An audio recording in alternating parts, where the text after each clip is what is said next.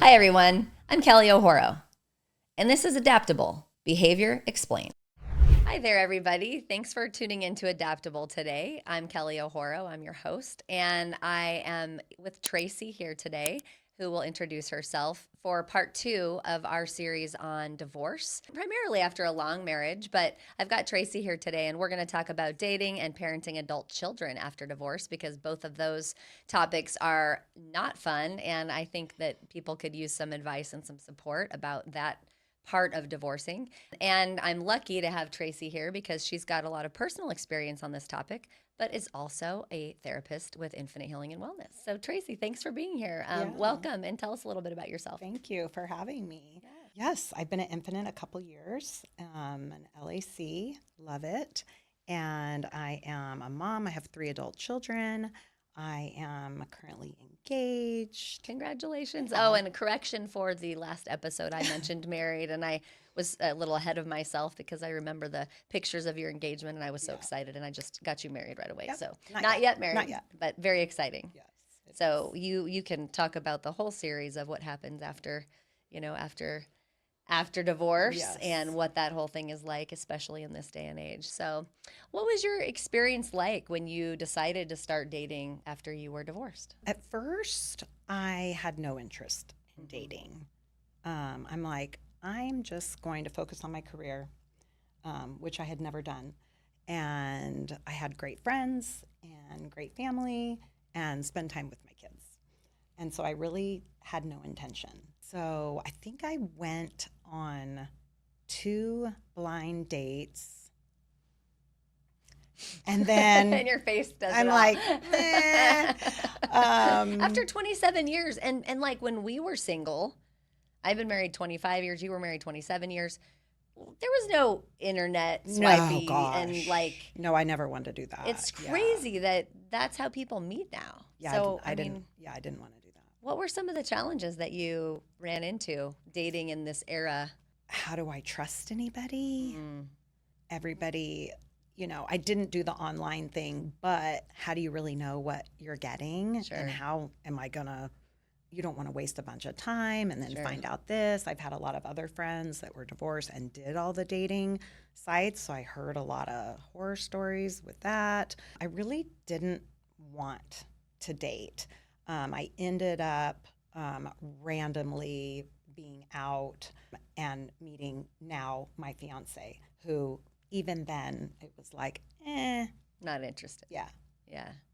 So how should people approach dating with kind of a healthy mindset after long-term relationship? I mean, I don't even know if I would know how to be single. Right. Not single, like separate in my own self that's not in a marriage, but like, how do you be single after you've been married for so long? Yes. What would you say for people?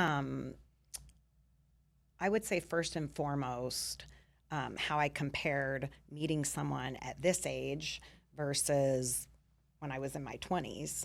So anybody older and you've gone through this and it's like, oh, this seems weird and foreign.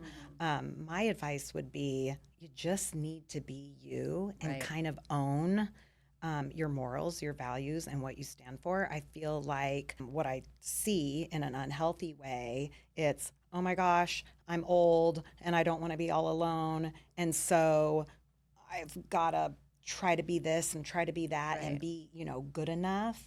And shapeshift so that you can be someone's match. And I think it's such a catastrophic mistake. Yes.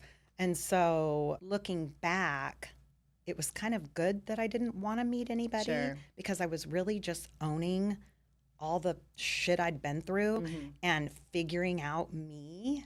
And I think that's what he was attracted to. Right. It was like, oh, you weren't pining or desperate. This girl's just doing her thing and it's kind of confident, which was really, really new for me. Okay. And so my advice would be just do you. Right. Find you, find your friends, and then it is kind of like attract. They come when, you're not putting off this good energy when you're just so desperately looking for this next guy that is going to make you happy. Right.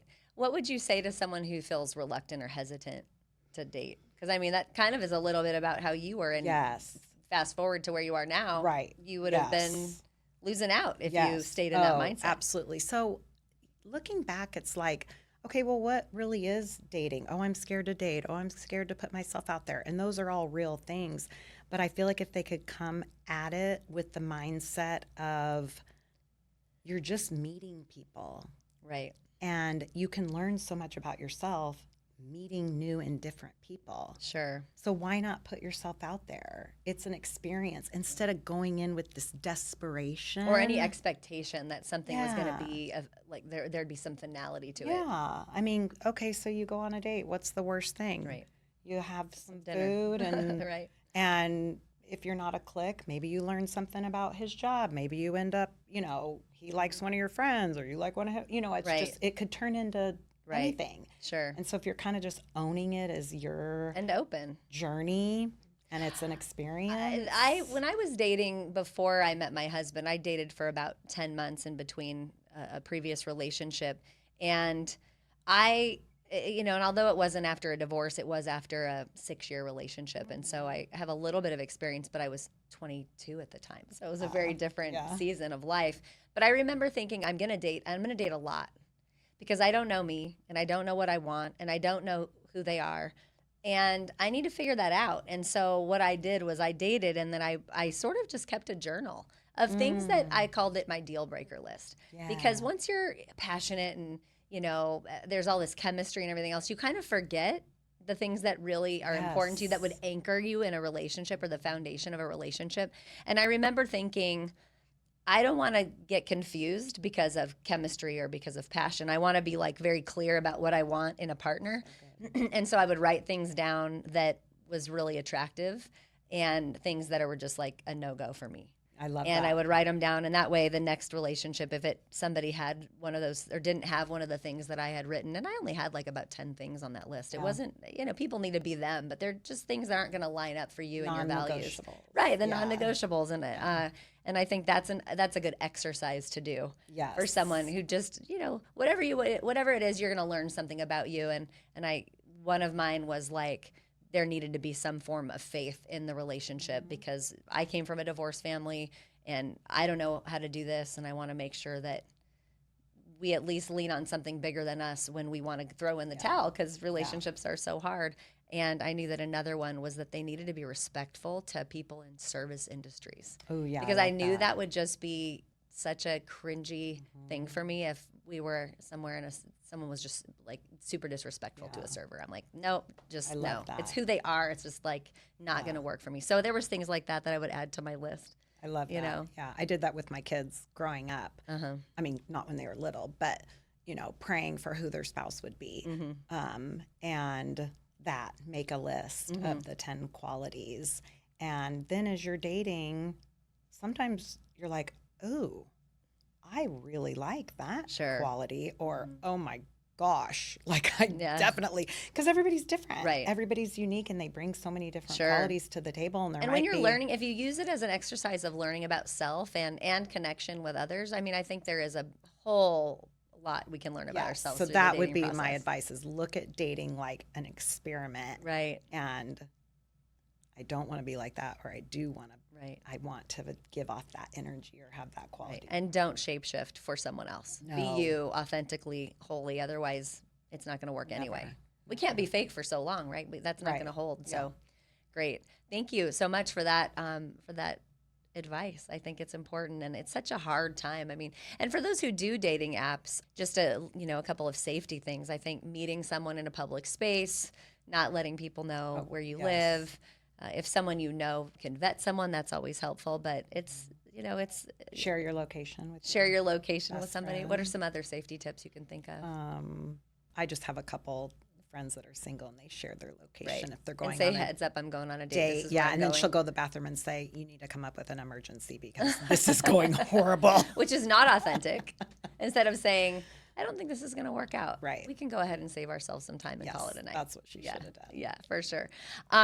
So let's talk about a harder topic now related to parenting adult children after divorce, because I think a lot of people wait to get divorced until their kids are grown.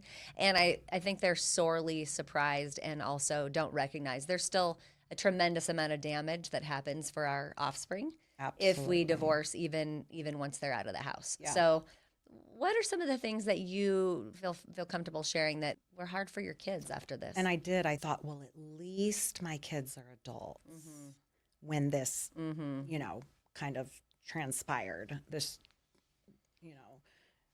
path was going down this way. At least they're adults, right? I won't have to like drop off at dad's and drop off at mom's, and I won't have to do all that. And I quickly found out, oh my gosh, they're taking this really hard. And then I had to stop and think, well, no one wants their mom and dad to get divorced. Right. My mom and dad are still married. They're 60, 3 years. And I would be devastated at this point if they got divorced. Right. And yeah, it was really hard. It changes the whole family dynamic. Sure. What's your wedding going to be like? What are your babies' parties going to be like, and the grandkids, and how are we going to choose where to go for holidays? All those things are so hard. So what are some of the things your kids have struggled with so we can share how to navigate that? I think the biggest thing, and I did not do it perfect, but looking back, my advice would be for adult kids is they're all so different and they all feel different at different times. They have different opinions about it. One of my kids was trying to, talk me into, no, you need to make this work. Right. You need to go back home and you need to listen to this, whatever. And she'd send me stuff and whatever. And I wasn't going to it was listening to each one of them separately and just holding space for them to let them get it all out. Right. What they're feeling is so important. And I didn't want to be like, no, or you're wrong. Because it's so powerless for them. Yes. And they're gonna adapt. That sounds like that one was like, here, I need to try to take control of this situation because this is too powerless for me to feel it. Yeah. Yes. Desperation. Why are you doing this? Our family's never going to be the same. And I just... Did anyone lash out at you? Oh, yeah, we had some of that. Yeah, that's so hard. That was probably the hardest because when I finally made up my mind of what I was doing with the relationship, it's not the kid's fault. Right. I felt horrible. That was the worst of all of it. And so... No question. Just having to hold space for them and not have the answer. Right. Like, I'm so sorry. I know. It sucks. And you don't know what it's going to look like. I remember looking for apartments and just crying because I could only afford, this little Cracker Jack box, 1 bedroom. And I remember being like, I can't have Christmas and Easter and Thanksgiving at this. And you know what? I did. And it was fine. And it was great because it really, all that matters is we're all together. Right. Yeah.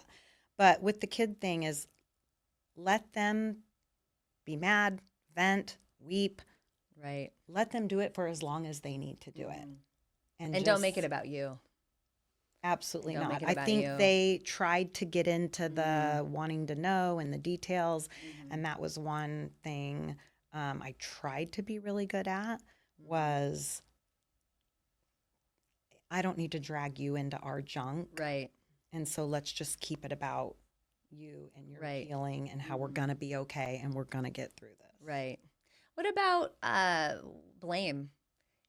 Kids want to blame because they don't want, that's how we discharge our pain and our discomfort is through blame. Did you ever find anything, whether it was you or your ex, and how did you navigate that?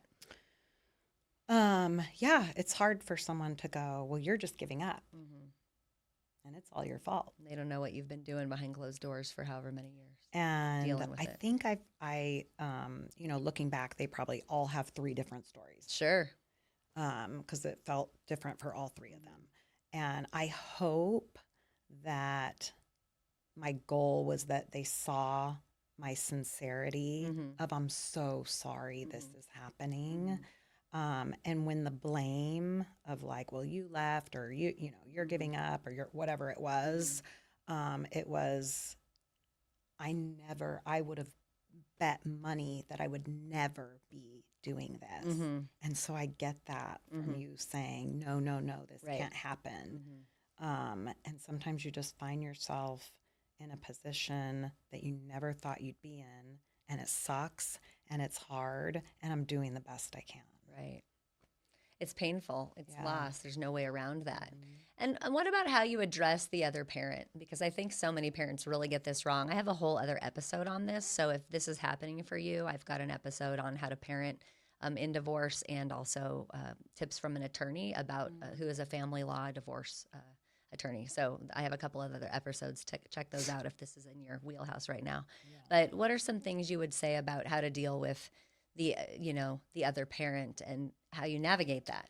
So again, I did not do it perfect. The goal, the intention, and what I tried to do, hopefully most of the time, was not talk bad about them. And it gets sticky, right? Sure. Because they want to like bring in details and then you want to defend yourself. Sure. And I'm sure at times I did it wrong or said too much, or Right. the goal of where the lane I tried to stay in was we're both two imperfect people. And I'm really sorry that we ended up here. And I'm doing the best I can, Right. my goal, I would try to keep them Right. out of the At what point do you think it's okay, or do you think it's okay to share your perspective on how things went wrong? Yeah, I did. I think our kids can learn from us Yes, also. I did with them being adults, did finally end up kind of saying some hard truths. Whether that landed right, I'd have to circle back and ask them individually. But I think with the kids is they all took a different amount of time to heal. They all healed really, really differently. But they all at their own time, which being a mom, it's like, okay, that's all I needed to hear, circled back. And things like, Mom, I'm proud of you. Mom, I totally get it. Mom, not that they wanted it. Sure. Or not that we were Both things can be true. blaming the Right. other person. It was just like, I think they just saw me transforming and being really authentic and true to myself. And they're like, I'm proud of you. For the individual you're becoming. Yes. Yeah. No, that's really so beautiful. From your perspective as a therapist, you've given some examples, but what advice would you give as far as communication with your kids, and when do you tell them things? How do you tell them things? Like what thoughts do you have on that? Every situation is so different, so it's not like there's this cookie cutter thing. But I think with talking with them, check your motives first. Great advice. Like, am I just saying this to make him look bad and then they like me better? Like, don't get into that tug of war thing, because that just comes back to bite you. Right. I think in the end, if you can just show them, I love you, I hear you, I want it to, like, just hold space for them and Right. be like, you're the most important thing to me right now, and us getting through this and coming out better on the other side. Yeah, but it gets messy. It totally gets messy. But just don't talk bad about the other spouse. Who is that helping? Right. Because really you're just doing that to try to it wasn't me, or they were worse. And it's like, in the end, I The think kid is half them. And that's the thing I think parents really forget is you say something bad or disparaging about the other parent, and you're that's their essentially mom or saying their something dad. bad about them because they are half them. Yeah. And so we just need to be thoughtful about that.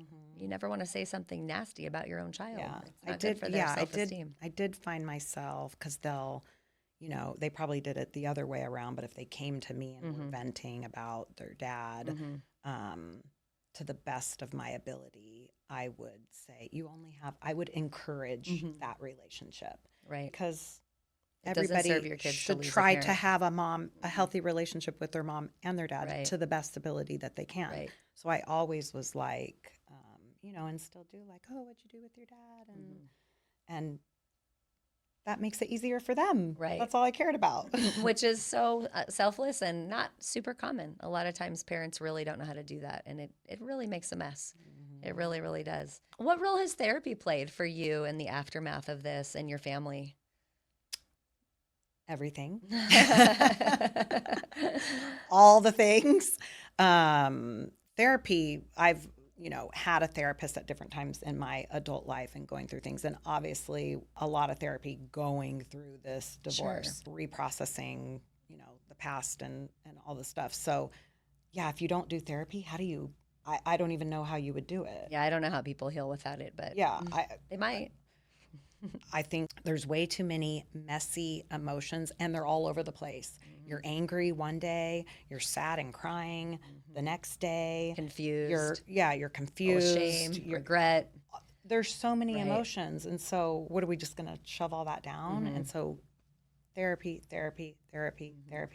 for someone to hear you, validate you, for you to just get all the crap Right. out. Well, and to reprocess the trauma that comes from the loss of the identity. We talked about that in our last episode, and the family system, and how do you navigate these tricky moments with your family members. And Therapy's, so you can hard. have great friends and great family, which I do have, but from a professional that's zoomed out Sure, of your life that can go, can show you some blind yeah, spots. or, because I think friends want to love on you and support Sure. you and, oh my gosh, she's going through this hard time. Let's just, so yes. Some friends can kind of aid in keeping you a little stuck too. Yeah. Like, we don't want to stay the victim forever. We need to come out of this Yes. situation So stronger. Therapy played a huge role in me recovering, healing, Sure. processing all the trauma that came with that. And now looking forward, you're engaged. What are the plans on that? Yeah. So the end of this year, we're waiting for, we just want the kids to be there. So he has one daughter, Awesome. and then my 3 kids, and then I have a son-in-law. So And how have the kids all adapted to, yeah, your kids with him and his kiddos with and that's you? hard. Yeah. That's hard. I feel like I got really, really lucky because I found an amazing man that they just love. But again, no one's perfect. I mean, if there are things they don't like about him, I don't know if they're going to tell me. But the biggest thing, they see how he loves me and treats me. And then individually, they've expressed that. So lucky. Yeah, they've expressed that. And so that's the biggest thing. Is they And see their now mom happy. in this marriage, or this soon to be, marriage, knowing how you wanted to be treated and how you want to feel in a relationship, talk about how it's different. Yeah, I think it's. I still to this day say, I had a great marriage until I didn't. Have lots of great memories. Have 3 beautiful children. Right. And we had a lot of great years and times. Sure. You almost like get a redo, and so how I changed and grew, like what I didn't like About how you were in your relationship, Yeah. you didn't have to do that again. Yeah. Right. And it's hard to break old patterns or how you show up for someone. Sure. And so, again, not advocating, divorce, like figure it out if you can figure it out. Right. But yes, for me, getting a redo was like, I am not going to be a people pleaser. Yeah. And I'm not going to be codependent, Right. but I'm still me. It's not like you change Right. personalities, but it's just like, this feels so good. Well, you get to establish new patterns of behavior in a new relationship because they don't have all of the old, Right. Dynamics Yeah. that you had. And So- it is hard to undo those patterns. It really isn't. And if both people aren't working on changing through their own therapy, it's really tricky for one person to do a lot of changing and then have that relationship be Yes. sustainable. It really is. Yes. I really appreciate you being here. Is there anything else you want to share related to dating or to parenting adult children when it comes to after a divorce? If you're going through a divorce, get therapy and just make it about not in a selfish way, but just make it about your journey and learning you. And like I'll tell my clients, here's your little house that you get to live in for the rest of your life. This mind, this brain, this soul, Right. and this body. Like, don't you want to know everything about it and make it as good as it can be? That's so beautiful. And if you're going through a divorce and you're transitioning, don't just rush into it. Like, you're never going to get this time back. Right. Where you can reflect and grow and heal and fix things you don't like and take all the time that you need. I love that. That's such fabulous insight. And I just thank you for your vulnerability. If you're going through this in your life, please check out the last episode that we did. I think it will be very helpful to anybody going through this. And definitely reach out for a therapist if you're not in the Arizona area. Check out EMDRIA.org to find a therapist in your region. But if you need some support, Tracy specializes in seeing women of divorce, and so she'd be a great fit for you if you found a resonance with her in Arizona. But there's a lot of good therapists out there, so do your research. And it is traumatic, so I highly recommend finding someone that is trained in EMDR therapy if you are looking for some support. I hope that this episode was helpful. Thank you again for being here. I appreciate it. Thank you for having me. And don't remember to reach out for your supports, and don't do this alone. It's tremendously difficult to do any sort of transition by yourself, but this one in particular.